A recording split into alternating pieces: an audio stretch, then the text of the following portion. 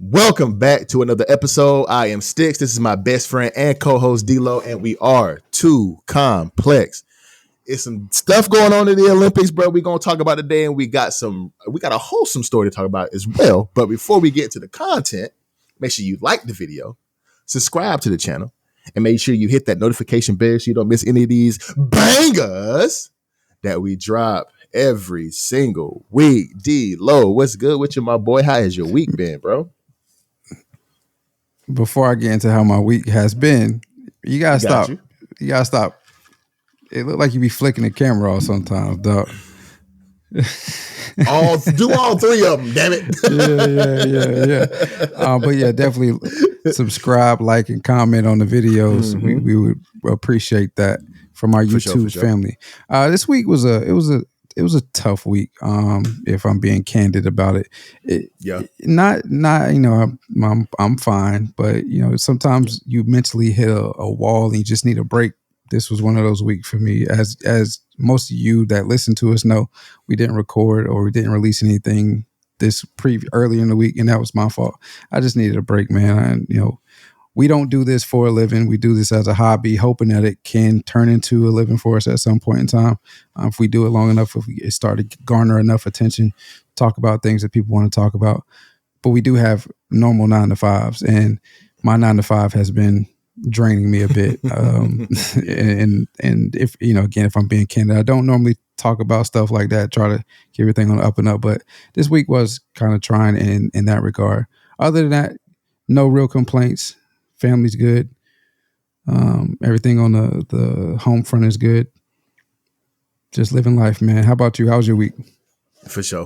And before I get into my week, man, you know how I feel, dog. You're my best friend. You're my brother, man. I love you. So if it's anytime that either one of us need, man, we should be able to come to each other and say, hey, bro, I just need a little bit of a break. And I appreciate you for saying that, because as we've talked about on this podcast a couple of times for our regular listeners, man, mental health, especially for men and most times for everybody, but for us, for men who, hold in a lot of our feelings and try to internalize a lot of things, we need to be able to come out, especially to our best friends, our family members, and say, hey, I just need a break. You know what I'm saying? So mental health is very, very important to us at Too Complex, and everybody who's listening, if you need a break, take a break, dog. Work, all of that, if you can take a mental health day, if they got that available, PTO at your job, take that shit, bro. Because sometimes we need that in our lives, man. But other than that, my week has been cool. Got a couple of wins this week at the job, man. So I'm feeling good. But the week has been tiring. The job has been draining, just like D-Lo said. So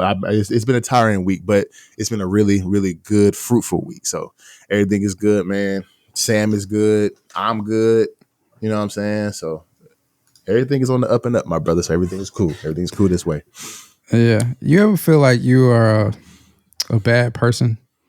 And bad in a sense, not like evil. You do mean things to people, but just bad as in sometimes you be meaning to reach out to people, or, you want to be a good friend and constantly be in contact with individuals that you don't speak to on a normal basis, that you consider true friends, and that you want to know what's going on in their life, and if for whatever reason it just doesn't happen. That's me, man. And I feel like a bad person sometimes.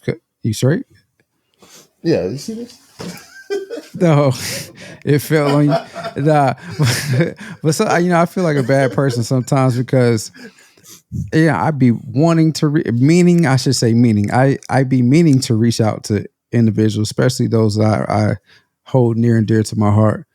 But for whatever reason, it just something comes up, or I forget, and it doesn't happen. And ultimately, I know I'm not a bad person, but it makes me feel like a bad friend for sure that I don't reach out to those that I really want to reach out and talk to. Mm-hmm. So.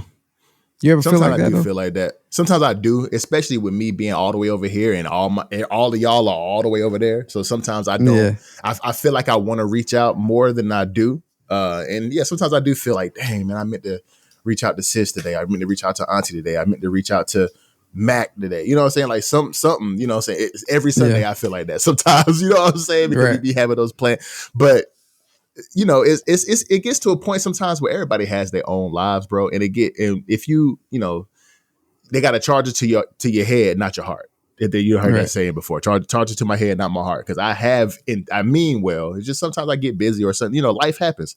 You know what I'm saying? So hopefully those people who you want to reach out to will understand that in that sense. But yeah, sometimes I do, bro. Sometimes I do, especially being 3,000 miles away from everybody who I really, really, really love. Of course I do. Yeah, for sure. For sure. All right, man. So let's get right into it. First topic of the day: U.S. women's basketball and Caitlin Clark. So after the U.S. women's basketball team shot 4 from 20 from behind the 3-point line in their first Olympic game, Caitlin Clark began to trend on Twitter, which is now known as X, as fans expressed how Clark could help the women's team in that area of the game. Do you think the U.S. women's basketball team is regretting not having Caitlin Clark on the team? I think it's more so. I don't think they regret it because I don't think they're going to lose regardless. They're going to go in this mug and get. I think this will be their 6th, if I'm not mistaken, their 6th straight gold medal. When they 8. win, I think it will be 8 straight. 8. I think this would be 9. It would be 9 straight. I'll look it up while you do your thing. Yeah. So this would be their 9th straight gold medal. I don't think they're necessarily worried about losing without Caitlin Clark. I just believe that they're regretting not putting her on the team because they know for a fact she could be a helpful resource to this team, especially in 3-point shooting, because there's not many players on that team that are successful 3-point shooters throughout their career. So I think that they realized that they made a mistake, not even really in the aspect of the game. Bro, hold on. I'm sorry. This would, if they win gold this year, this would be the 10th straight time they won gold. They won in 84, 88, 96, 2000, 2004, 2000. Well, I guess what happened. Okay, so I take that back. So 1, 2, 3, 4, 5, 6, 7. So this would be 8 if they won. This would be 8. So 2000, 2004, 2008, 2012, 2016, 2020. What happened in 92? They lost in 92? It just said, they won bronze in 92. Go ahead, my bad. But are you good? This would be the 8th, right? This would be the 8th straight time that they won it. But I think it's more so that they're starting to realize that it's the same conversation we've been having, at least in my eyes. It's the same conversation we've been having for the past, 6-7 months now. When it comes to Caitlin Clark and how she can change the landscape of how these women get paid and the odds that she's bringing to the team. The fact that she's not on this Olympic team on a global stage, they want the WNBA to be a global sport. They want people around the globe to watch the WNBA. And the most popular basketball player right now in the NBA is not on that global stage to be able to give y'all a lot more eyes on y'all's game. Is stupid. And I think they're realizing that is stupid. And the people around the people who are watching women's basketball, the women's national team know that it's stupid. And it's been trending for a while now that they want to get paid more. And not that they want to get paid the same as the men, but they want to get the same percentage of revenue shared and yada, yada, yada, whenever they don't bring in revenue. It's been reported that they might lose $50 million this year. $50 million that they might lose. The WNBA. Yes. It's reported they might lose $50 million this year. So if y'all are losing $50 million, which means -50 with 6 zeros, how y'all gonna get a good percentage of revenue? And y'all not putting y'all's most popular players as bringing eyes to y'all game, which would push revenue towards the positive. If y'all got more eyes in y'all's game and the revenue is going to go up, y'all not putting her nor Caitlin Clark on this national team. But you had 2 people in the past that have played on the national team without playing a minute on the WNBA court. Breonna Stewart and Candace Parker. They both did it. Why Caitlin Angel couldn't do it? And y'all know that they're going to bring eyes to the game, especially on a global stage. So if they want to make more money over time, because it's going to be, of course, this is something that they're going to have to fix over time. Like it's not nothing that's going to come like right now just because Caitlin and Angel are in the WNBA and they are trending all the time and their games get crazy views all the time. But they haven't even been the most viewed team in this Olympics. There's been other teams that have been more viewed than the WNBA. Why? Because Caitlin is not on this team. The U.S. basketball. basketball team. Yeah. U.S. women's basketball. They have not even been nowhere close to the most viewed women's basketball in this Olympics this year. Not even close. I think their highest viewed game, I think, was like 32,000 people. Maybe, I think it was, if I'm not mistaken. 3 million. I'm talking about in attendance. Oh, in attendance. I don't know. Yeah. I think that's what the issue was, but I have to go back and look.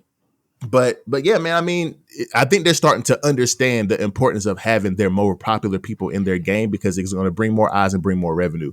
And Caitlin is just showing them that. Caitlin is literally just showing them that. Now, as far as to the game with them shooting 4 for 20, of course Caitlin could have, but that's honestly not the point. They don't need Caitlin shooting to win basketball games in the Olympics. They don't need Caitlin for real. But it's more so for the marketing standpoint of y'all want this money? Get the money by putting the people on the court that people want to see.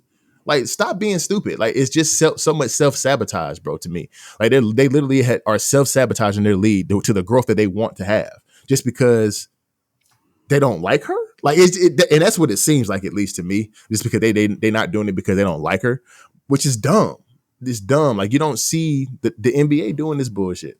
Some of the players might say something, but some of the players might say something, and because I know they did it, probably about to bring up LeBron and probably a couple of other players, but the players might say that we don't need this person, but the NBA is going to put that motherfucker on center stage and make that money because they know how important that person is to the game.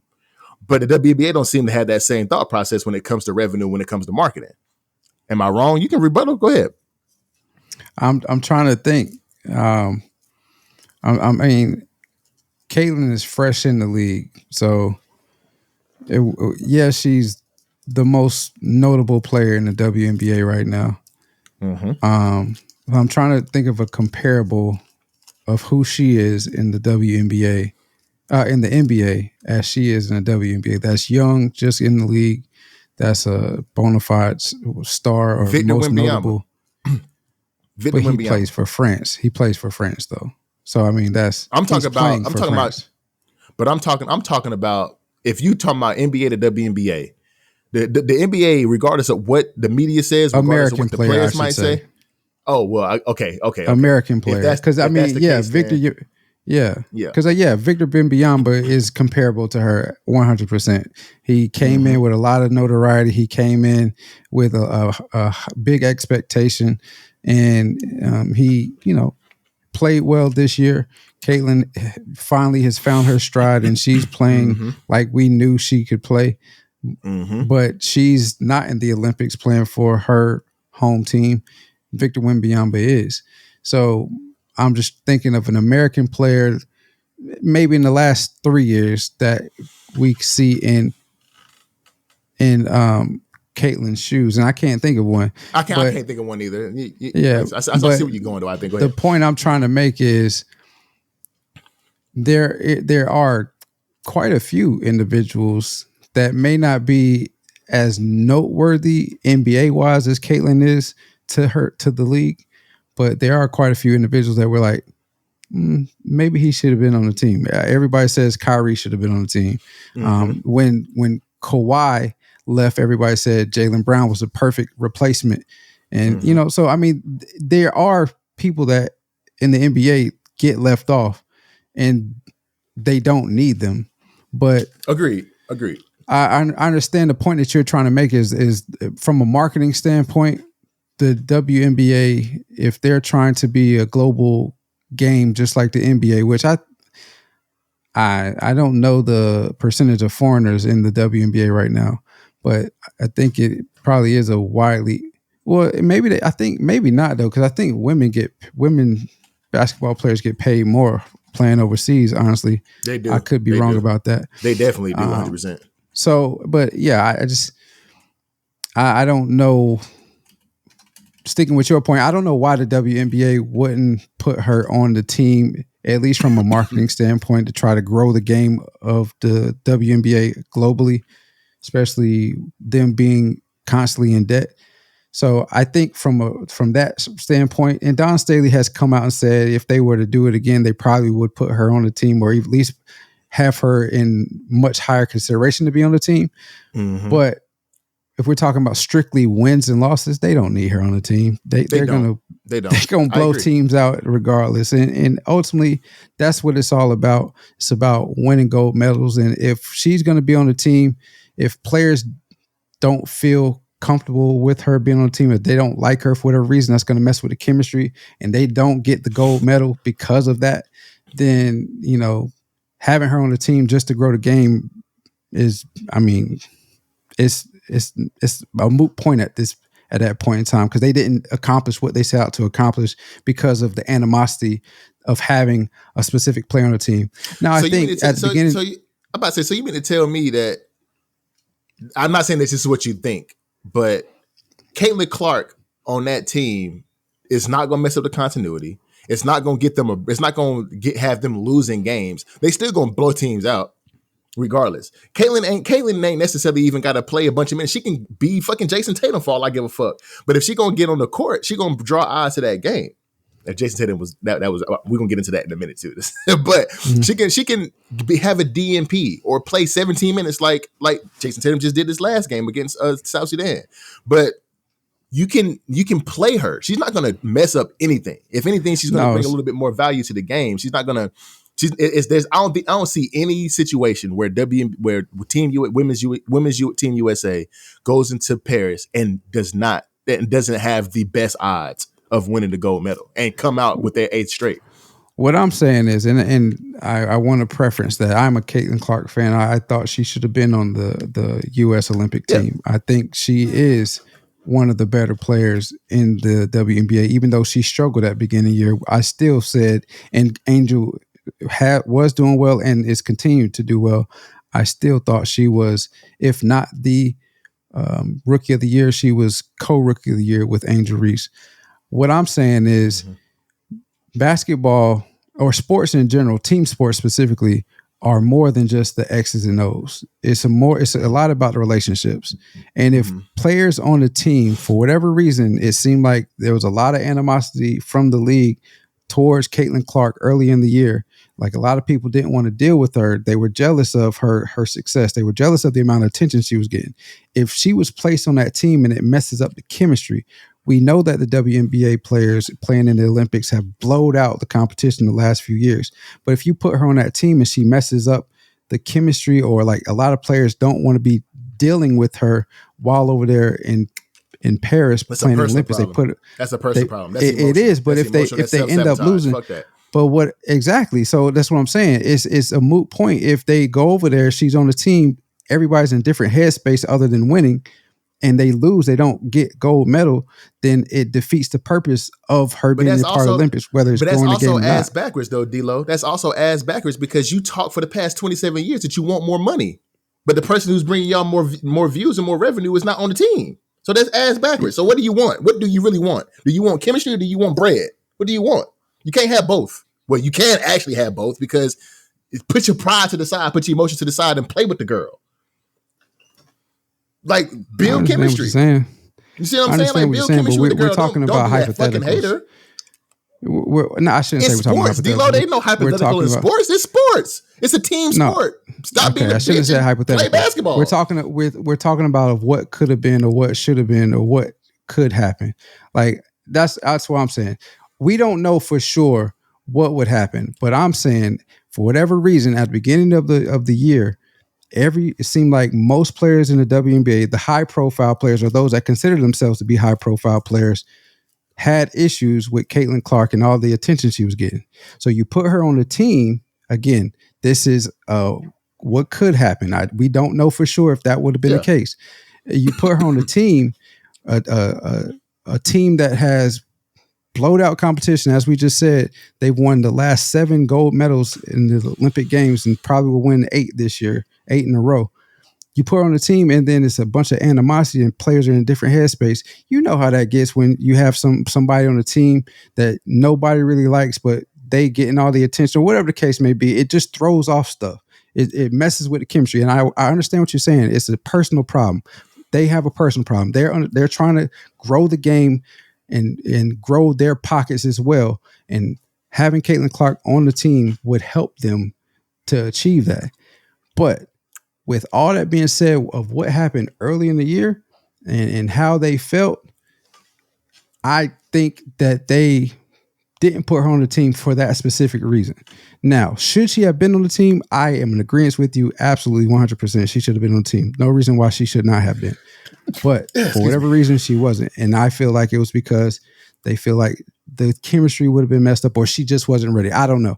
But if she was on the team and they didn't win gold, somebody would have said, "Oh, well, it was because you know how media works. You know how all these backstories come out in the end. When something don't go to some way, fingers get to pointing, and that would have been the main reason. If they didn't accomplish the goal of winning the gold medal, they would say, well, we had somebody on the team that nobody really wanted the team, but she was forced down. You know how it go, man." Yeah. I see what you're saying. I mean, and that's all valid points. But I would hope and pray that these grown ass women can put their feelings and their pride to the side, and especially playing for your country, trying to win your 8th straight gold medal, not wanting to lose.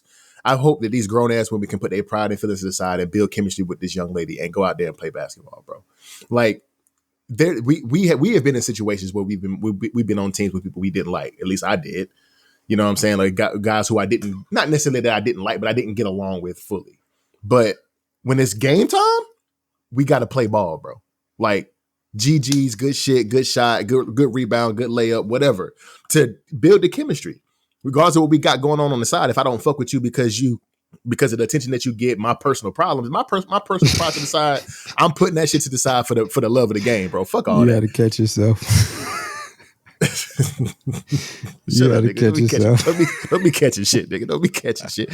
But nah, like you got to put that shit to the side, bro. Like, just go out there and play ball, build chemistry with the girl. Forget how you feel, bro. That's emotional as hell. But we're talking about women here, so they are emotional. So I mean, I don't know. And then we already know, and honestly, it's probably not even any type of animosity towards Caitlyn from those women, from those respective women. It's just the media's trying to play into what all's going on, the physical nature of how people have been playing her since she's been in the league, and so on and so forth. So there's probably no animosity, but because of that's what is being perceived from to us, or that's being fed to us, is what the perception is. And now she's not on the team. It's like, oh, well, maybe she would have messed, so I'm just, and again, I don't think that is the case, but if we're trying to figure out why she's not on the team, that could have been one of the reasons. All I'm saying.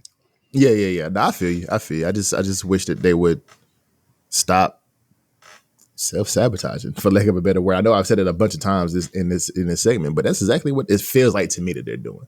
And we've had all this talk for the past. Well, it's been really rampant over the past couple of years, but how does talk about wanting more money and more percentage of revenue and wanting to get paid what the men get paid and yada, yada, yada, comparing contracts and with gender pay gap and all this other bullshit that's coming up because of the WNBA. But you have the perfect opportunity to work towards that.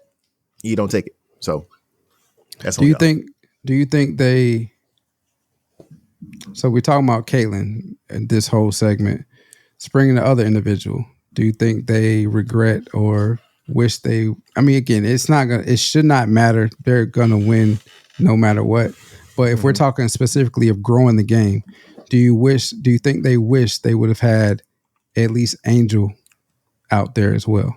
I think both of them could have built. Yeah, I think that they regret. I know the conversation is about Caitlyn most of the time because she's the most popular player right now. But they could have benefited from Angel being on the team. They could have benefited from well, she's hurt now. But what's the other girl?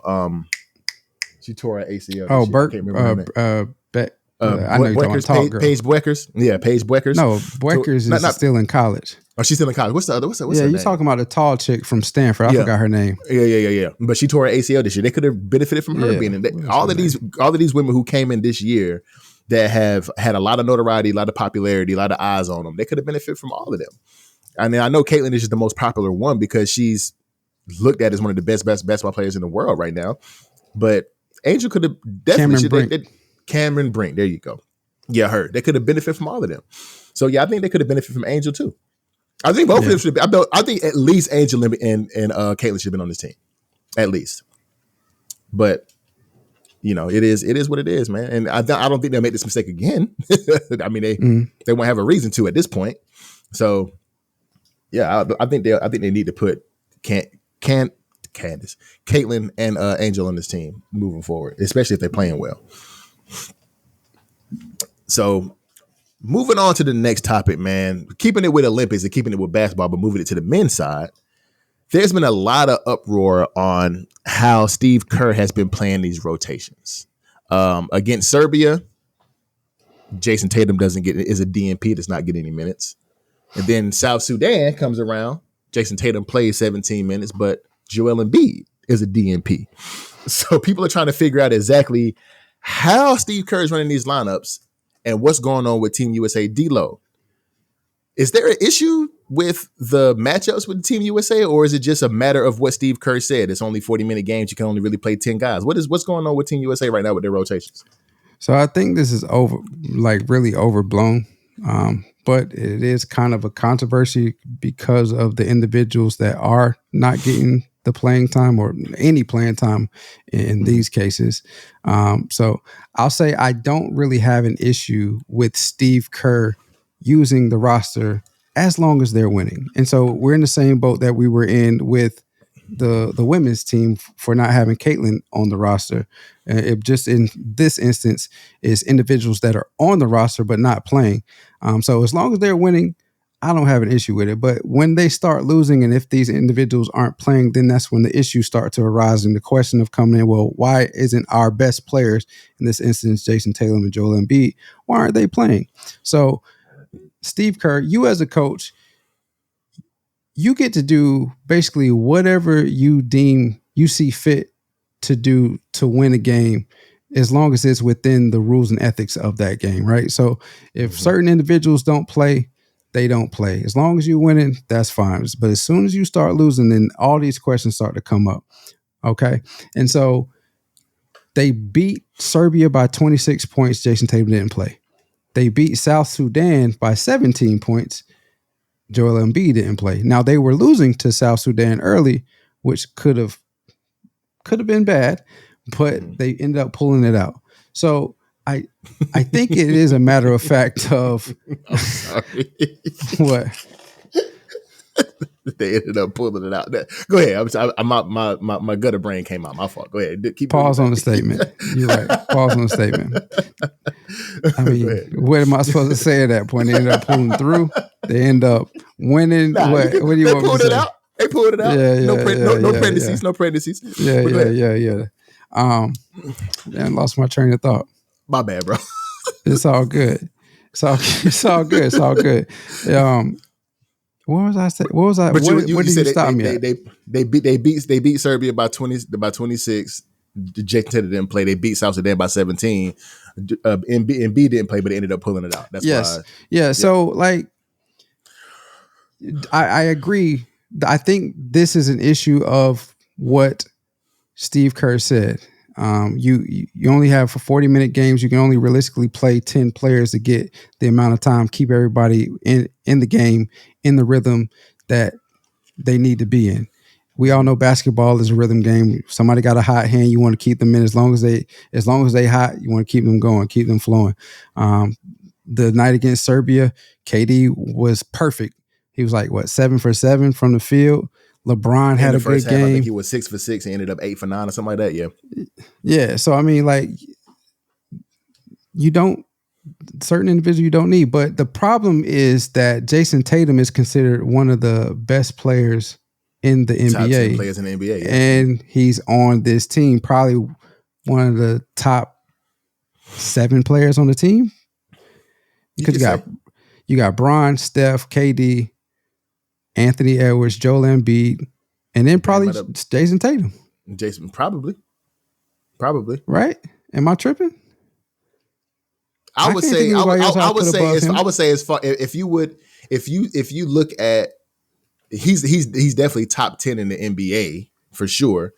Going into the WNBA, going into the Olympics, I would say he probably top 7. I would say as far as the way if you would rank each player top to bottom, I would say he top 7 for sure. Yeah. So I mean, it's unfortunate that he's not playing, but again, they should win with anybody they put on the court on that roster. honestly. So Totally agree. it does not matter. Again, I'll say it for the last time. As long as they are winning and beating teams how they've been beating teams, whether it's they start slow, but it's all right. Whether they start the game slow, let me make sure I say it correctly so I don't get no pauses in there. Whether they start the game slow and finish blowing them out, it's no easy way to say it. It's no easy way to say it. Go ahead. There's no easy way to say it.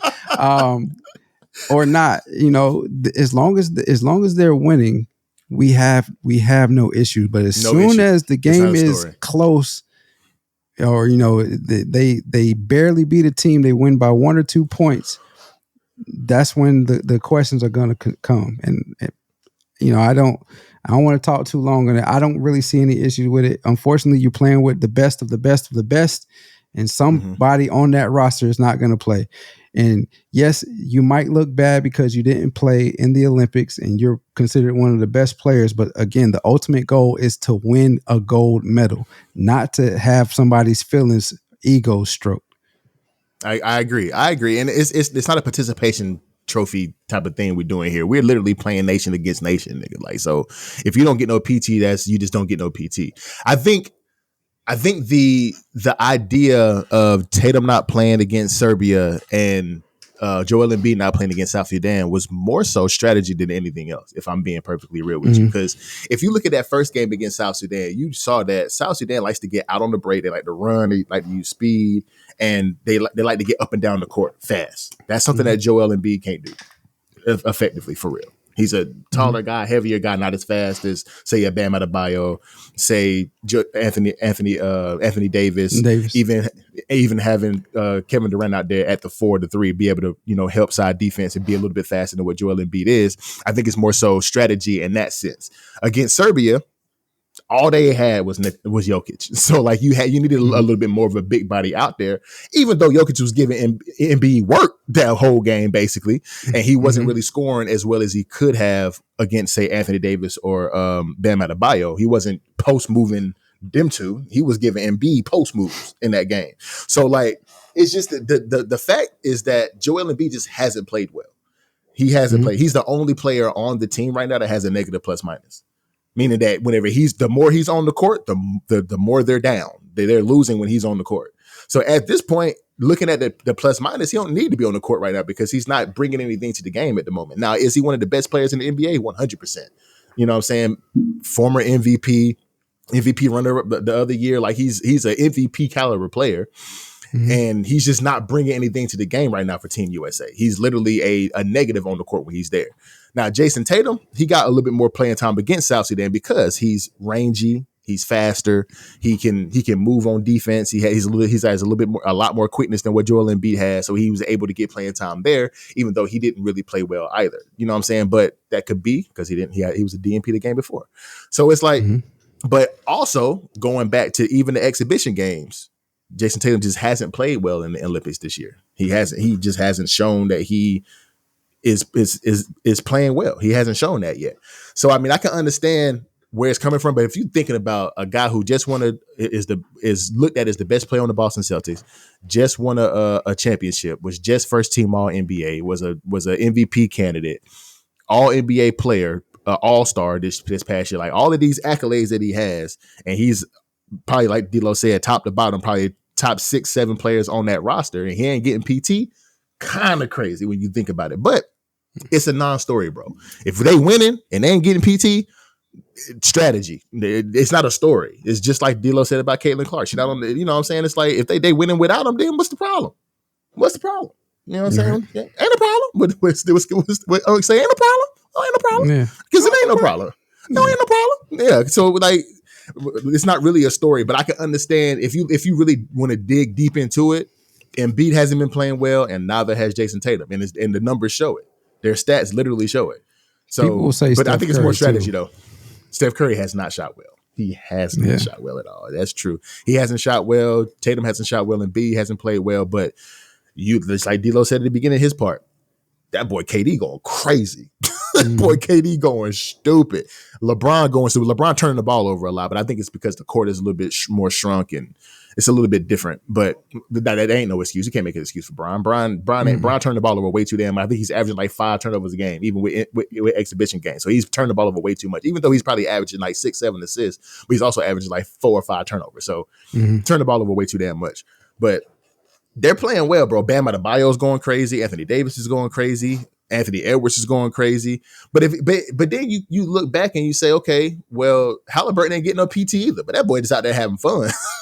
That's right. What people be saying. You look at Halliburton. It's no expectation for him, right? Like very true. He's one of the better players in the league, but he's not considered one of the best players in the league. You're on a team with, like I said, the best of the best of the best.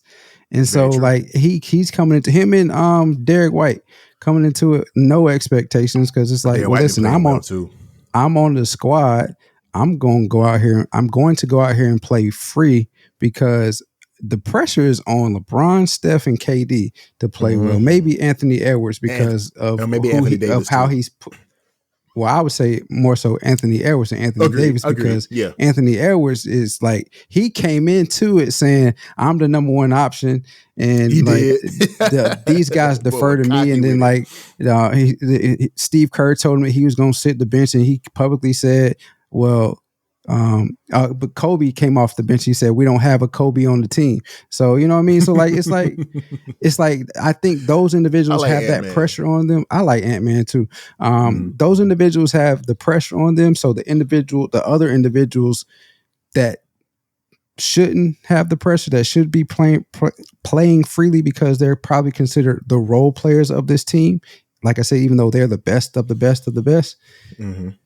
Just Jason Tatum, man, and Joel Embiid, because they are considered top 10, they're gonna get a lot of pressure from social media, and I think that's the real issue. Is social media blew it up? You know what I mean? And so now it's more of a story because what social media says and what the actual end result is. I agree. The end result is that they getting dubs. They blowing people out.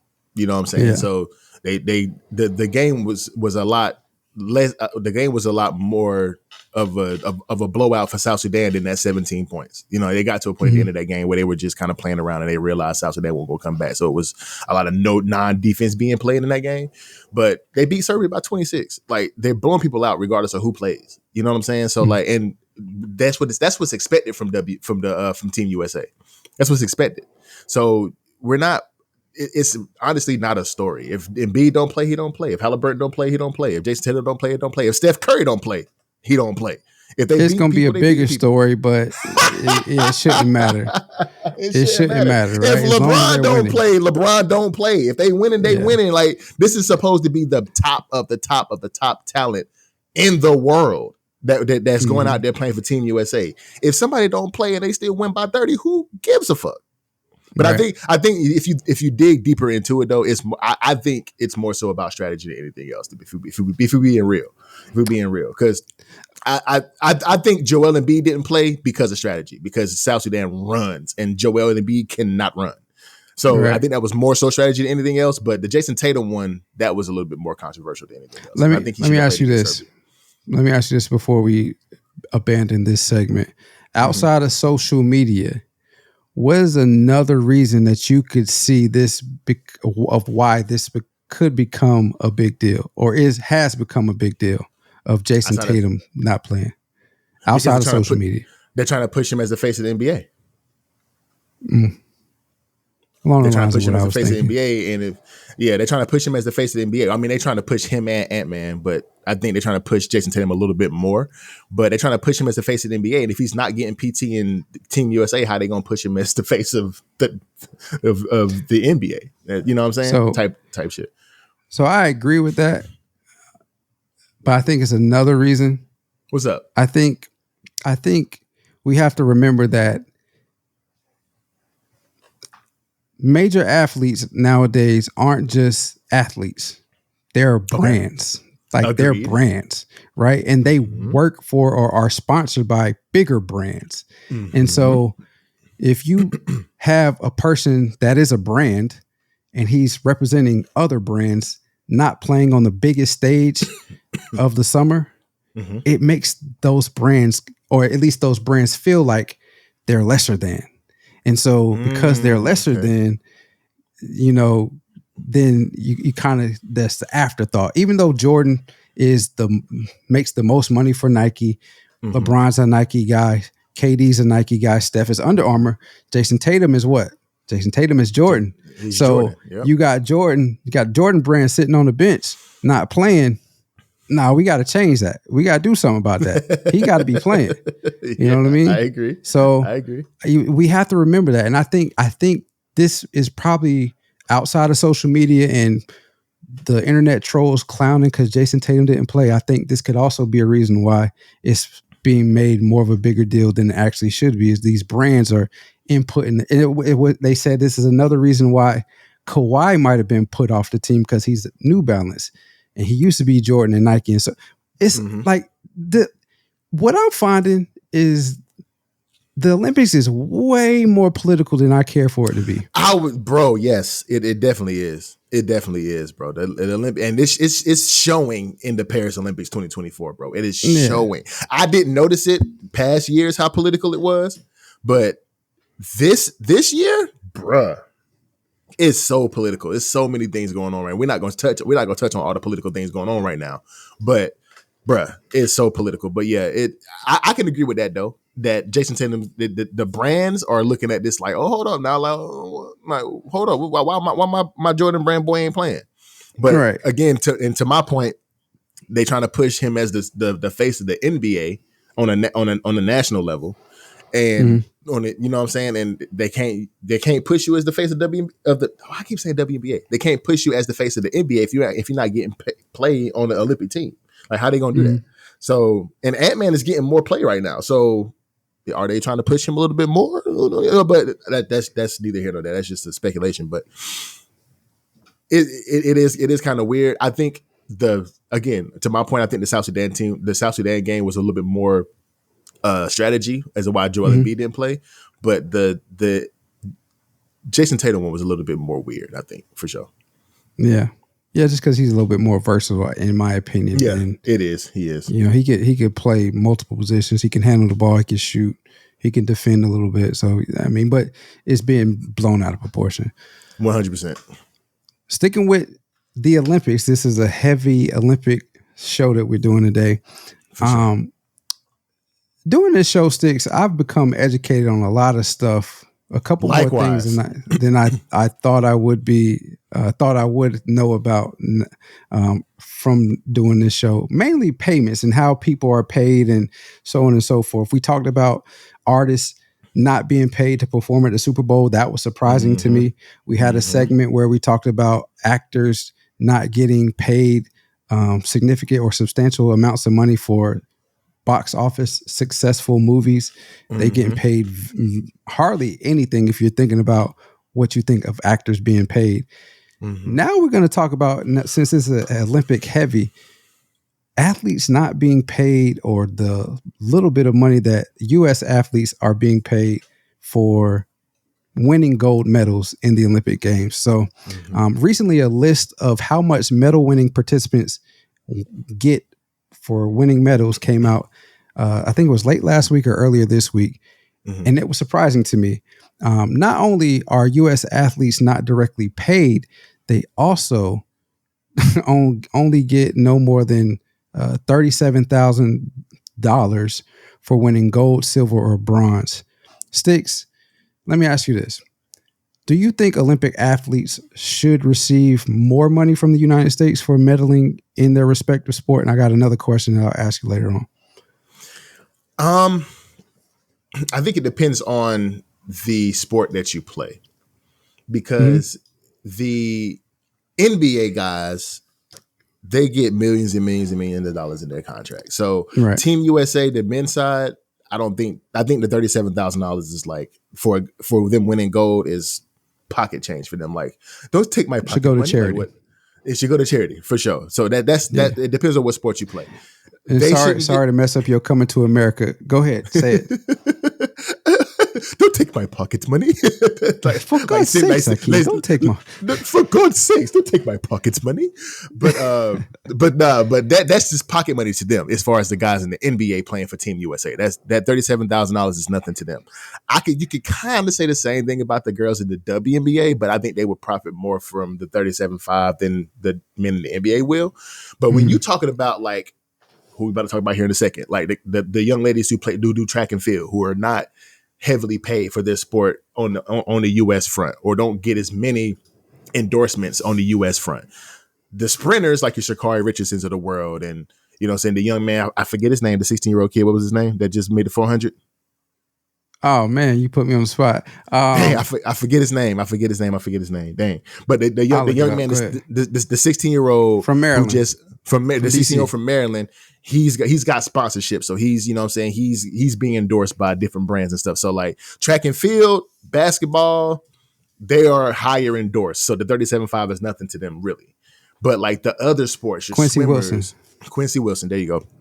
Your swimmers, your actual field stars, the people who throw discus, who throw javelin, who do high jump, the people who are lower endorsed on the stateside should get a little bit more money than this. Now, the U.S. is the home of the free. Like we're a first world country who their athletes and entertainers make a lot of money. So I don't find it surprising that a gold medal for the U.S. is only 37.5 because we're the richest country in the world. But they probably, depending on what sport you play, I think you should get more than 37.5 for a gold medal if you're gold medaling. I mean, you can even go so far as to say that the gymnasts these days are heavily endorsed, and the 37.5 ain't really nothing to them. Like Simone Biles and what's her name? Is it Suni Lee? Suni Lee, yeah. Yeah, they probably they're millions of dollars in endorsements. So the 37.5 is nothing to them either. But it just really depends on what sport you play, man. But there should be higher prize winnings for different sports that you play in the Olympics. What you think? What you on? What you got with it? So this is complex for multiple reasons. I'll try to touch everything, but it's complex for multiple reasons. But I absolutely believe athletes should be compensated more than what they are for medaling in the Olympics. As you said, other than those higher profile sports where individuals already make millions of dollars from what they do. So like basketball, which is a team sport, but they make millions of dollars before coming into the Olympics. Those type of individuals that have heavy sponsorships, like your Sydney McLaughlin, like your when he was there, Michael Phelps. I believe Simone Biles is heavily sponsored or endorsed. I'm not sure. Or Sha'Carri Richardson. I believe those type of individuals. Okay, maybe not. And then I'll get more into that later. Maybe they shouldn't be compensated, but for those individuals that aren't, who are regular individuals like we are, I shouldn't say regular individuals because they are Olympians. Nothing's regular. There's nothing regular about them, right? Yeah. But for those individuals that sacrifice during the year to get to this point, who don't have those lucrative jobs playing professional sports, you should definitely get paid, compensated for winning a gold medal, because you've sacrificed so much to get to that point. You've sacrificed not only your personal life, you've sacrificed money to afford the training, the medical staff that you probably have, or the medical equipment that you might have as well. Yeah, equipment, medical. I don't even really know what I'm trying to say. I know what you mean. I know what you put down. Yeah, not the medical. Physical therapy, the therapy, all of that, all of that, the rehab, all of that stuff, rehabilitation if you get injured, all of that type of stuff. All of that, you're sacrificing all of that to live out your dreams, but also represent your country in games that are against other countries. And we know how sports is held not only in the United States but in other countries. We view sports and we hold it in a high regard. So to win medals in these games that are going against other countries, is a big deal. Whether we want to think it is or isn't, it is. Because back in the day, it was no professionals being involved in the Olympics. It was truly the best of the best civilians being involved in it. And if you won a gold medal, if you medaled in the Olympics back in the day, that carried a lot of weight. Nowadays, in certain countries, it still does monetarily, but reputation wise, it's not as, you're not regarded as you're not in high regards as you were back in the day, especially in the United States. Like, you know, those heavily decorated athletes, we look at like Michael Phelps. He's you know what I mean? That those type of individuals, guy. you view them and you hold them in high regards, but I don't know. I'm trying to think of something. I don't know Olympic athletes like that, but those individuals that have medaled maybe once before, you never hear from them again. We don't hold them in that high of regard. So, I mean, I think I agree with you. I think that the individuals that make the amount of money that the NBA players make should not get more for the gold medal. But for those individuals that are in water polo, which we'll touch on here shortly, for those individuals that are in the gun shooting or I saw what is that called? The archery, those type of individuals. If they win gold medal, they should get more than what they get, unless they are heavily sponsored or they win multiple gold medals. Like Michael Phelps won 8 gold medals one year in the Olympics and set a world record in 7 of them.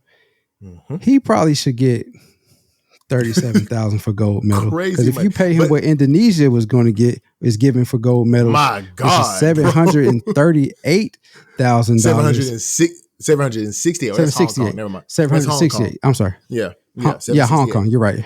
Indonesia was 300, right? Indonesia was 300, and the Republic of Kazakhstan, which I don't even know where that place is, they're paying $250,000. And like you said, we're a first world country, but we can't match that we're giving. And the other thing is, we're expected to get gold.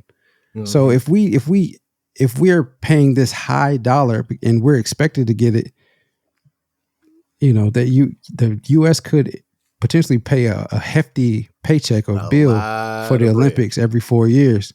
But I'll say this.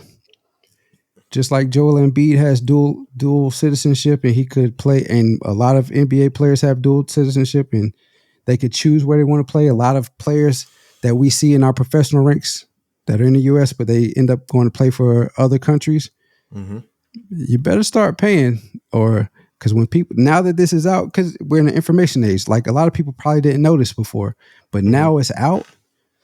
Probably you'll see a lot of people getting citizenships in some other country and saying, you know, they ain't never had a gold medal over there. Let me go represent them. I'm the best athlete in this respective sport. Let me go over there and win me a gold medal, but also get that bag. I agree with you, man. I mean, it really just, you good. Pause. It really just depends upon what sport you play. But I mean, it depends on what event that you're in, and if like we said, NBA probably don't need $768,000 for a gold. They don't need that. A lot of the heavily endorsed athletes. It's like we talked about Michael Phelps. We can sit here and say that he probably should have got a lot more than 37,000 for each gold medal. Those 8 that he did get, but at that time he was one of the highest endorsed athletes in the world. So he was making millions and millions upon millions of dollars for his endorsement. So he probably didn't need $768,000 for a gold medal. But at the same time, we're talking about what people need and what they don't need. We can't count people's pockets like that. If they can get $100,000 for a gold medal, give them $100,000 for a gold medal. But what was your second question that you had, though? You said you had a second question, too. Do you think athletes should be compensated by their countries for participating in the Olympics altogether? Just, all right, once it's been deemed that you are an Olympian, from that point on, we pay for everything pertaining to your room and board, your flight, the training, taking care of your body, food, meals, all that. We also give you. I mean, I'll be generous to the states. We'll give you $75,000, which for 6 months of work, or not even 6 months, 4 months of work. Because realistically, people, they found out they go to the Olympics the first part of June, right? And then this ends at mid-August, end of August. So 3 months, you get $75,000, and we take care of everything from that point on. Do you think that should be a thing? Me personally, I thought that the nations pay for them to get to Paris anyway. Me personally, no, they don't. That's what I initially thought. Now I didn't realize them. That, they give them stipends and stuff, but they don't outright pay for it. They should. They give them stipends, but the rest of it comes from fundraisers and sponsorship. So if they have sponsors, like, again, we'll talk about this here shortly, then that's what helps pay for the other portion. And then the committees that are up over these respective sports in those countries help, like, give them stipends for the rest of it. But in all actuality, no. Yeah, I was under the impression that they did. Now I did realize with the upcoming story we're about to talk about here in a second that they don't. But yeah, man, I think they should. I think once you say, okay, cool, you're going to represent the U.S. in the Olympics, we're going to do this for you, pay for you to get there. We're going to feed you. Which once they get there, they get food. But I heard it was, from what I've been hearing or seeing on social media, it's terrible food. But we're not going to talk about that. But they definitely get, once they get to Paris, they're taken care of. But getting there is the issue. But not cheap. But exactly. But the problem is that the home front, like what you're leaving, is not taken care of. That's the issue that I said. And what we'll talk about here in just a second is that, Flavor Flav has been doing his thing. You know what I'm saying? As far as like taking care of the water polo team, taking care of the discus thrower, like sending them money to take care of what they got going on at home. Because for those of y'all that didn't know, there's a young lady that is on the track and field team for Vanderbilt University, Veronica Fraley. She was having some issues with paying her rent because she's trying to go out here and give her best at the Olympics, but people at home ain't gonna give a damn that she's an Olympian. You know what I'm saying? And Flavor Flav came out and said, "Hey, just tell me how much you need and I got you." So Flavor Flav is out here like really like championing for these women athletes out here in the Olympics and doing his thing and actually giving people bread. So I think he's doing it, and the same thing with the water polo team. So I think, D'Lo, you might have a little bit more information on that, but I think what Flavor Flav is doing is admirable to say the least, because he's looking out for these women, man. For sure. Yeah. So Flavor Flav initially took on sponsoring the U.S. women's water polo team after one of the captains of the team. It was at the height of when all of the attention on the WNBA and the success that Caitlin and Angel were bringing to the league. She tweeted, "I'm glad that we are," I'm paraphrasing here, I don't have it in front of me. She was like, "Glad that we are, big up in women's sports, but since we're in the mood for doing that and continuing to push women's sports to the forefront, I think you all need to take a look and consider helping out the U.S. water polo team. These individuals what I was saying earlier, they don't have these lucrative contracts and actual work 9 to 5. Some of them are teachers, some of them are librarians, so on and so forth." And that got the attention of Flavor Flav, and Flavor Flav said, "Being a girl dad, I sympathize with you all. I want to help you out. I'll sponsor you. Hit me up. Let me know what you all need, and we can get things going." Come to find out, actually, he was a man of his word. He has signed a deal with them to sponsor them for not only this year, but also the 2028 Olympics that'll be in Los Angeles. So it's been all over the news, him and his participation with the U.S. water polo team. He's been to a couple of their practices. He's out there in Paris right now, supporting them wholeheartedly. And then again, prior to the Olympics, as you mentioned, the discus thrower for the U.S. track and field team, Veronica Fairley, she tweeted, is something about it's good of being an Olympian, but I can barely pay my rent. Yep. Again, he reached out to her saying, I got you. Let me know how much you need. And he's helped her. And then also the co-founder of, was it Reddit? Reddit. Yep. Alexis Ohanian. Alexis Ohanian has also assisted her with her rent and whatnot. And these are stories that are good because, like you said, these individuals have sacrificed so much to get to this point in their life, to represent their country, live out their dreams. And we, as one of the most powerful, richest countries in the world, aren't assisting them in this process is wild to me. And so this is the beauty of the diversity, of the willingness of individuals that have it to step in and aid these individuals to continue to live out their dreams, to continue to push and inspire those that come behind them to go for gold. And I thought it was a beautiful story. We haven't seen much about it other than a couple news clippings here and there, but thought it was something that should be talked about. Because Flavor Flav, we haven't heard from him in since Flavor of Love. We haven't really heard. He just kind of fell off the map, right? And and we know he's one of the pioneers of hip hop of rap. And so, well, I probably shouldn't say pioneer, but he definitely elevated hip hop when he was with Public Enemy and Chuck D. And so we know he has it, and for him to step in and help these individuals and be selfless is commendable. For sure. Hold on. Thought I had to sneeze. My bad. But nah, yeah. I mean, it's definitely something that needs to have more attention brought to it, man. Because Veronica Fraley's situation was she was talking about NIL, which is what we've talked about a lot on this channel, and you know, she made a comment that in her initial post she said my school sent about 75% of my rent while they pay football players who haven't won anything. Talking about Vanderbilt's football team, who honestly hasn't won anything in a while, enough to buy new cars and new houses. So then it said she followed up to confirm that she wasn't upset with Vanderbilt, but with the rules that bar me from making the amount I'm worth as a collegiate athlete, such as NIL, which favors popularity over performance. So, and of course, Flavor Flav saw it and was like, he said, "Hit me up today so you don't have to worry about it tomorrow," and Venmo'd her $7,700 immediately. And he's just in the business of just looking out right now. Like, if you need it, I got you. Hit me up, I got you. And that's summer Santa Claus right now. He's the summer.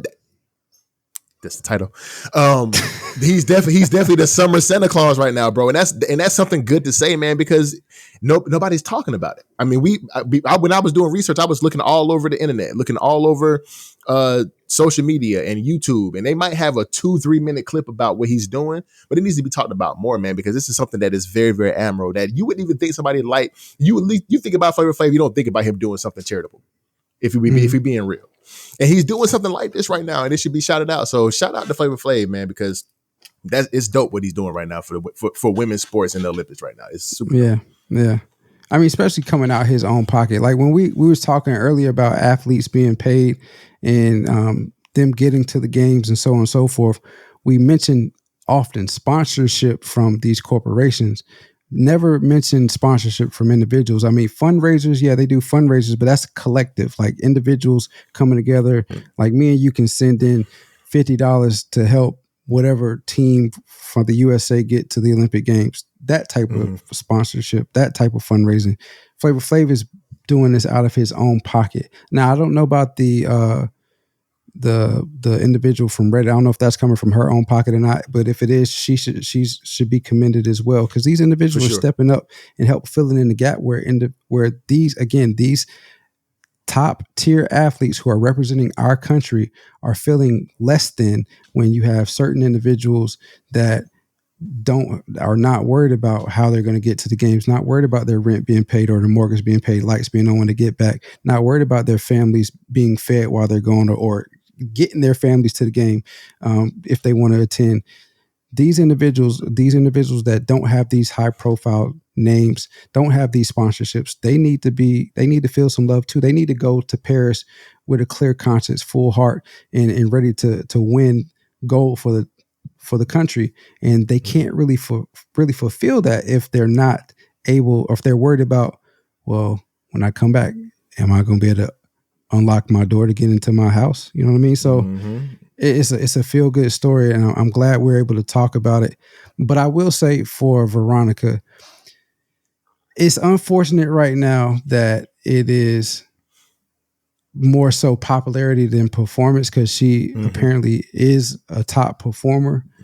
But I mean, when it comes to collegiate sports, and when it comes to that in general, we know that those high revenue sports are the ones that's going to get those high dollar NILs, unless you're doing something in social media wise, like the gymnast from LSU, who's the top paid NIL athlete in all of college, because of what she does on social media. And she's not in the high revenue sport for in college with gymnastics, but she's the top tier athlete for NIL. So for NIL, yeah, you have to set yourself apart, and it is not fair because you are a high performer. But in the world of college sports, where dollars go to football and basketball, that's just the world you live in. There's nothing you can do about it, man. Because even in smaller schools than Vanderbilt, like North Carolina Central University, where I went to school, the football team and the basketball team were still the cash cows. Right. So there's nothing you can do about that in particular. But just like D-Lo said, you just got to, like you said, you got to set yourself apart. Your social media presence has to be top tier for you to be able to get some more NIL deals, man. Because if they can see you, they're gonna recognize you and they're gonna put you out there. So, right. But yeah, I feel like it was definitely dope for Fable Flay to do that. Yeah. All right, man. So finish the show on a different note. We're gonna get off the Olympics finally, right? Yeah, let's do that. We're gonna talk about something else other than the Olympics. This week, this past weekend, Marvel unveiled that they would be recasting the villain in the next Avengers movie with Robert Downey Jr., who has played Iron Man in the Marvel universe for the last decade, replacing him. Huh? Longer than that? He's been Iron Man. The first Iron Man movie came out probably almost 2 decades ago. But keep going. Do you think? Okay, so last 2 decades he's been playing Iron Man in the Marvel universe. He will be playing Doctor Doom in the next Avengers movie, which is entitled Doomsday. Is it Doomsday? Doomsday, which was originally supposed to be casted as Kang the Conqueror, played by Jonathon Majors in the Avengers the Kang Dynasty Empire, Kang Dynasty. Once that news has come out, TMZ reporter ran up to Jonathon Majors asking his thoughts on it, and he expressed being heartbroken, but thought that Doctor Doom would be cool as a character in the Avengers universe, the Avengers movie. Sticks, I know you don't know what I'm gonna ask here, because I really didn't know what to ask, but I'm gonna say it this way. Is Majors justified in his feeling of being heartbroken by the move from Disney and Marvel? He is justified. I mean, whenever you get into a situation where you are being punished for your off the camera situations, and we all know what happened with Jonathon Majors, and he got into a situation with his then girlfriend, and I don't condone domestic violence. Us as Too Complex, we don't condone domestic violence. Nah. Now, it's one thing whenever you're trying to get away from a situation. It's one thing whenever you're provoking the situation. And a lot of times, there's a lot of things that you can look at in that Jonathon Majors situation where he may have antagonized something, but you also see that he's trying to get away from some shit too. So there's a lot that you can say about the Jonathon Majors situation with that, but he's being punished for being found guilty for two misdemeanor counts of misdemeanor accounts of harassment and assault on his then girlfriend. So now the reason why I would say that he's more so heartbroken is because, I mean, whenever you're talking about domestic violence and harassment and assault on women, you're going to lose your endorsements. You're going to lose a lot of your jobs. I mean, you saw what happened to Johnny Depp whenever he was going through his whole situation until that he was found not guilty of those things, right? And they started getting his jobs back and getting roles back, and stuff started to finally move for him. But I think stuff will start to finally move for Jonathon Majors eventually. But you got to think about what's it was so long ago, but RDJ had some off the air, off the camera things going on too back in the day with some, drug paraphernalia and things of that nature too, guns and stuff like that. So they both have their situations off film, right? Mm-hmm. And you got to think about which one do you deem is, more serious. And I think society deems assault, domestic violence, harassment as more than drugs. That's the crazy part. Like, you deem that more serious than somebody having drugs and guns and paraphernalia and things of that nature than somebody having a domestic dispute with their girlfriend, wife, and things of that nature. Now, again, we don't condone neither one, drugs or domestic violence. We don't, none of that. But he has a reason to be heartbroken because he was really looking forward to those movies. Like, he was like, Jonathon Majors was really looking forward to being the Kang the Conqueror. And you can have some speculation on them doing this, but Robert Downey Jr. has been, I will say it because I watched all of the movies. Robert Downey Jr. has been carrying the MCU for a very, very long time. And him coming out and being Dr. Doom in Doomsday is not necessarily surprising, to say the least, especially if they were already going to get rid of Kang the Conqueror, because if you think about the comics, Dr. Doom and Iron Man have a connection within the comics anyway. So it's not, if they didn't go this way now, they could have went this way down the line in the MCU. So it's not, they just kind of sped it up because of what's going on with Jonathon Majors. So they just changed the timeline a little bit. So Dr. Doom and Iron Man have a connection there in the comics. So they just moving it up in the MCU. But he has reason, man, because a lot of that situation with him and his girl was a lot of back and forth. And you can, if me looking outside looking in, for me, I think it was more so of Jonathon Majors trying to get away from the situation than he was antagonizing it. That's just my personal opinion about it. But who am I to say? Do you think, because you brought up Robert Downey Jr.'s trouble back in the day. Yeah. And do you think it's more so because of the timing of it all than the actual trouble of it? Because I mean, yeah, we're talking about the drug activity and handgun activity that Robert. It was 30 years ago, right? That Robert 96 was when he got in trouble, and then he had like issues running with the law for not submitting drug tests after his probation and all that. So I mean, he continued to have drug issues with the law, but it was 30 years ago. So you're talking about that occurring 30 years ago, and something occurring last year. Yeah, Jonathon Majors issues occurring 2 years ago and like getting finalized last year. Like, do you think that's the real reason they decided? I think so. Because like you said, Robert Downey Jr. has been carrying, for the most part, the MCU for the last decade, 2 decades, if we're being honest. And Jonathon Majors, while he has had a smaller role in the MCU, it hasn't been to the effect of Robert Downey Jr.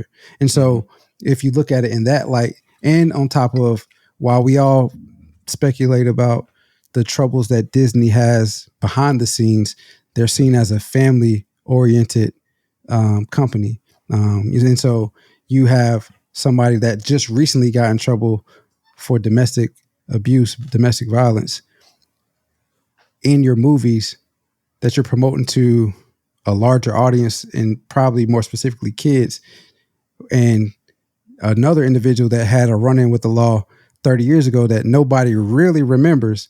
You think that's the... I agree with that. I do agree with that. I mean, something 30 years ago, something that happened in the 90s, especially when it comes to like drugs, is not necessarily something that, because the 90s was crazy. Right. But something that's happening right now when it comes to like domestic, assault against women, especially in this climate of society, you're going to get canceled immediately. So I mean, that's definitely what's going on. I mean, him and Grace Jabari had their issues, and a lot of things were going on that was going back and forth. It wasn't just one sided with Jonathon Majors just assaulting her for no reason. Like it was, it was back and forth, and you saw that in a lot of the reports. But just the climate of society today, something like that is definitely more serious than somebody having drug and gun paraphernalia 30 years ago. So, and like, and it was 2008 whenever Iron Man first dropped, and it was one of the best MCU movies that came out. And ever since then, Robert Downey Jr. has been a staple in every single Avengers, some of the other movies as well. When you think about Thor and Loki and all of these other movies as well, Spider-Man, he's been a staple in the MCU, and he's one of the most popular actors within the MCU. So it's not anything. I don't see anything wrong with them changing it because of Jonathon Majors' legal troubles. But I just feel like sometimes you got to be subjective. But like you said, it is Disney. It is a family network. Disney has a lot of different things going on with it. You call it a family network all you want. They got a lot of different things going on. Yeah. That's weird. Why I said people have a lot of rumblings about what actually goes on behind the scenes at Disney. But it's just so it's. I feel for Jonathon Majors, but I understand Disney and MCU's plight. I understand their plight. Yeah, but I wish Jonathon Majors would have been able to get this opportunity, and I hope down the line, because they got so much going on with the Marvel Cinematic Universe right now that all these it's a lot. But hopefully down the line they give him the opportunity to play Kang the Conqueror. And they actually bring out Avengers Kang Dynasty. They actually bring it out sometime down the line. But all these different multiverses that they got going on, eventually he's going to get his job back. So I'm not really necessarily worried about Jonathon Majors. I just wish it was a little bit sooner. Yeah, I was going to say that is that, usually with time, it heals all. Mm-hmm. And, opportunities that were taken away from you, if you are patient enough, if you continue to be diligent in the chase of it, in the process, they usually come back. And so I think if I don't think he's a bad dude, but I don't think so. When all that was going on, a lot of reports were coming out. So I'll just say if he continues to be how he has been since the verdict of the 2 charges that he has come out, and he does plan to appeal those, but if he continues to act like that, from that point on, and then who we knew him as before this incident happened, I definitely think opportunities will open back up for him. He's a rising star in Hollywood. He is, and as much as some individuals don't want to admit it, we've seen how quickly Will Smith was forgiven for his incident, even though it's not the same magnitude, but because of who he was and who we know him to be before the slap with Chris Rock, he was canceled really quickly. But he can afford to push his way out of situations quicker, I believe, than Jonathon Majors. And so I say all that to say it'll come back for Jonathon Majors, and I believe he'll get his opportunity in the Marvel universe. If not as Kang, something else will come up where he could play just a big role, just as big of a role in the Marvel universe as he potentially could have as being Kang the Conqueror. You think, just before we end this, you think the text message that old girl saw on that phone was from Megan Good? I don't know, bro. I don't know. He got him one though. I mean, and so we did not talk about the incident with Megan Good and Michael Ealy.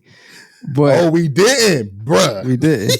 But I don't know. I mean, because she had just gotten divorced when all this had happened, right? Or am I tripping? She's been divorced a couple of years now, yeah. So when everything was happening with Rachel Jabari, that's what. Yeah, and then I don't know, man. I don't think I'm gonna say no. I'm going to say no. I think this was like unexpected from Megan. Nah, I think this is unexpected. I think this relationship that him and Megan Good was like an unexpected, something that just popped up. It just happened. Them Hollywood dudes, we talk about Hollywood all the time. They be having way more than what we see going on. How would you have reacted if that was you in that situation with Michael Ealy? Man, listen. All right, so This is the thing that kind of gets me is he actually dapped him up first. He dapped up Jonathon Majors first. And again, we're talking about Hollywood. Hollyweird. Hollyweird. Like, they have had roles together in the past. Don't do that in front of me though. Like, I'm gonna say something. I ain't gonna just look coy and no. Listen, hey, bro, I understand y'all got history, y'all cool and whatnot, but don't pick my girl up like that. What's your problem raising your leg? I mean, you know what I'm saying? Like, you straddling my boy, he got his hands on your cheeks. Like, what's going on with you, shorty? Like, yeah. I mean, you know, that's a difficult situation to be in, especially when it's being filmed. Like, you don't, and he's already had the domestic dispute. You know what I mean? So he's trying to keep his he's trying to keep it PG, clean, right? Yeah. And so, I mean, but somebody, one of the two would have understood. I didn't like that. I would have did it right down, because I wear my emotions on my sleeve. I'd have been like, hey, like, what you got going on? What is this? What are you doing? Yeah. Put it down, bro. Go about your business. Come here, shorty. Let me holler at you real quick, because this is crazy. You could kind of tell when she put him down and she looked at Jonathon Majors, she understood, like, that was too far. That was too far. Yeah. So, that's a tough situation to be in, though. Yeah, our bad, too complex. We just wanted to talk about it for a second. We hadn't talked about it. It was on topic, but off topic. For sure. But nah, he'll get it. He'll definitely get his opportunities, and hopefully it's sooner than later, and hopefully all is forgiven once he. But before we get off it, do you think by him appealing, this is going to carry on for a lot longer? Because I agree with him that he needs to fight for his innocence and try to get these misdemeanors, thrown out. But in the climate of society today, when it comes to like we say, domestic violence and things of that nature against women and stuff like that, by him fighting for his innocence, does that make him does it paint him in a dimmer light in society? Because it's like, why do you think you're innocent in this situation when we have footage and we have reports, but we also have footage that she was also antagonizing, she was also the aggressor. So it's like, what do we do here? Like, how does that paint him in a dimmer light though? Yeah, but if you think that you're completely innocent and should not have a misdemeanor on your record at all, you should fight for that. And I agree. Whether that paints you in a dimmer light or not, which it shouldn't, especially if it gets exonerated, then you should be good, and it shouldn't carry any negative weight for you moving forward after everything is cleaned. But we do live in a society where the legal issues that you go through, you're not dealing with the court itself. You're dealing with the court of public opinion, and the court of public opinion can sway crazy in unexpected ways. And so I think it should not affect him in any negative way, but who knows when it comes to the court of public opinion. But what will move him past that is if he goes to appeal it and it is cleaned, and just to say Marvel picks him right back up and puts him in movies, then and stuff like that, then the court of public opinion will swing in his direction in a positive favor. I agree. I just don't want it to be that he's fighting for his innocence and people and not the society and court of public opinion is like, nah, you beat that girl up and you try to act like you innocent, you squeaky clean and all this. You know how social media and society is, man. It runs everything these days, man. So like, I just don't want it to be that for him. But I do. It can never be too high in our society, because they will bring you back down. They would definitely bring you back down real quick. Yep. Sure. All right, man. Episode 75 in the books. Episode 75 in the books, my boy. We got a lag, huh? A little bit. Hopefully it's not. It's not crazy. It's back though. We get the editing. Oh, we good? All right, bet. Episode 75 in the books, my boy. Yeah, episode 75 in the books. I think this was a good episode. A lot of Olympics, but we're sports oriented individuals, so it was right up our alleys. The Jonathon Major segment, I thought was, I thought it was good because we get to talk about it, insightful, and it was, something that's interesting to us, a little bit more outside the realm of sports and strictly. I mean, it is entertainment because it's dealing with Jonathon Majors, but it's, I don't know how to explain that part, but I thought it was good anyway. But anyway, I want to thank you for tuning in to Too Complex. Remember that life is short and oftentimes complex, but when it becomes too complex, don't be afraid to lean on those that you love to help you find simplicity and balance in life. Stay prayed up in this crazy world. A few requests thrown above can return you peace and sanity. Thanks for loving us and supporting this podcast. It means the world to us. We're sending our love right back to you. Don't forget to subscribe on whatever podcast platform you listen to, and also follow us on all of your social media platforms. That's YouTube, Instagram, Threads, and TikTok. And also remember that if it ain't too complex, it ain't complex at all. Until next time, we will see you when we see you. Salute. Salute.